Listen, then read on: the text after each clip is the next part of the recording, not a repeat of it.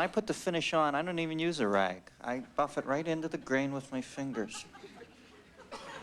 Sorry, all of a sudden I was taken by the spirit of Homer Formby. My next guest is back for his third performance on our show. He's just about... See, I work it right into the grain with this way I get right into the texture of the wood.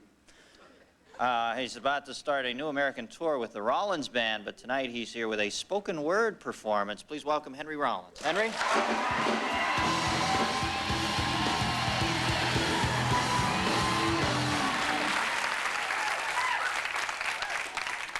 Hello, hello, hello. How you doing, fellas? My name's Henry Rollins. For those of you who don't know me, don't worry. First off, don't worry. I am not running for office. I'm not trying to sell you anything. I don't care if you like me or not, and I'm not a comic, so you can relax. I've been allowed 3 minutes of your time. Thanks, Dennis. And so I figured out what I want to say in 3 minutes. I figured since you all are here and I'm here and we're both doing the same thing, which is breathing in and out, maybe I could shortly communicate with you. I just wanted to remind you of something. And what I want to remind you all about is something I call lifetime. Because if you think about it, you might say life is short, but actually life isn't short or long. It just goes whether you're here or not. You die, life goes on. You die tomorrow, I'm still here, I'm still alive, life goes on. Time isn't running out. It just keeps running before and after you. But your lifetime is running out every second. So I wanted to remind you of that fact and remind you of the fact that you live in a very dangerous country and you live in a very dangerous landscape. And if you're in the 213 area code, which we are presently in, which is Los Angeles, you're living in a very dangerous and violent climate. And part of the city burned for nothing. A few months ago, in Venice, California, my best friend was shot in the face and had his brains blown out on my front porch for nothing. You can do a lot of things for nothing, and you can waste a lot of your time and do nothing.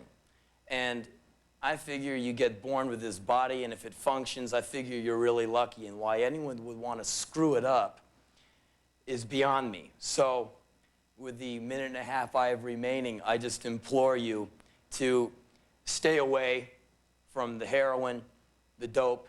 Why any of you would like to take those beautiful lungs you have and put cigarette smoke in it is totally beyond me. I mean, what's the matter with you? You guys were raised by wild dogs or something? But anyway, you are what it's all about. If anyone tells you you're lame or something, no one has anything that you don't have. You're what it's all about. You're it. And you're doing something really great, which is breathing in and out, which is a lot more than my dead friend is doing. And so you have to hold on to that. And it's all about lifetime. And I just wanted to remind you of it because I don't know any of you, but I like you.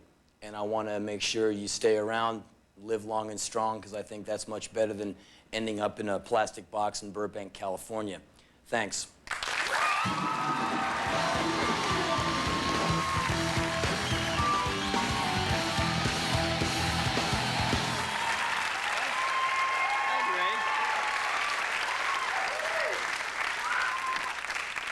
Man, that's a real downshift for you, babe. I'm used to seeing you out there raging at the heavens. Must be, is it, which do you prefer, the band or talking? Well, I know the different things, but you know, they're completely different rhythms for you, it seems. Well, I like the band better because there's the noise and the fury and all that, but I do a lot of speaking dates all over. This year I've done Australia, parts of Europe, America. I usually hit between 8 and 16 countries a year just by myself talking. Yeah. A lot of universities, dog shows, you know, whatever. Well, you do poems too, don't you? No. No? I write books that have short stuff in it, but, you know, I don't like to use the P word. I think labels are really boring. You know, anyone who says, I'm a writer, it's just like, pfft, you know, just if you're going to write, shut up and write. If you're going to, like, you know, Ted Bundy never said, I'm a serial killer. I mean, he just went out and did it. You know what I mean? Great crowd you have. But if you're going to I think the sentiment behind that was, I think I got what you meant. You never see him in a Nike ad. But Jesus, Henry. Where did you get your cut to the chase mentality, man? What happened in your childhood that... I see you as a pretty directed guy. You seem to get from A to Z without all the baffle chamber of crap most of us have in between. Where'd you get that?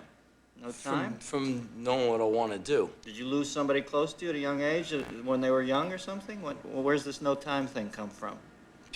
Just from wanting to do a lot of stuff and having to do a lot of it myself.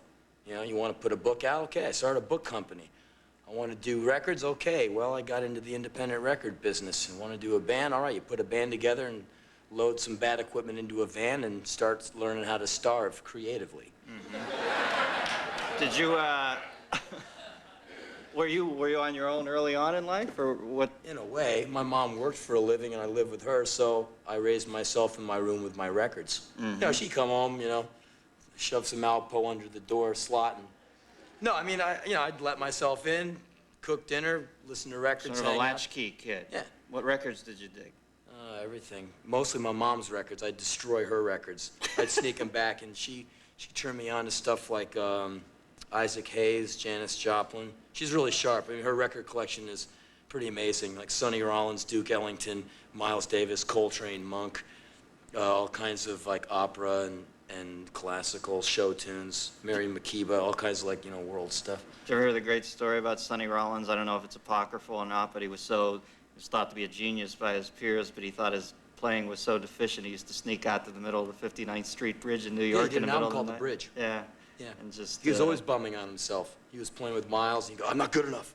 I'm not worthy. And he'd go away for years and come back. Yeah, he's a really good player. He said, I'm not worthy? Yeah, he's always down on himself. He'd had great spells of inactivity because he'd He's going to get sued by Wayne and Garth if he doesn't watch himself. You tough on yourself, or you enjoy the artistic exercise? Is it, some people have trouble bellying up to their creativity. Is it easy for you, or is it I'm not a creative person. No, you don't think of yourself that way? No. I'm just, you know, I'm hardworking. Yeah. I don't have talent, so I work, I get up earlier.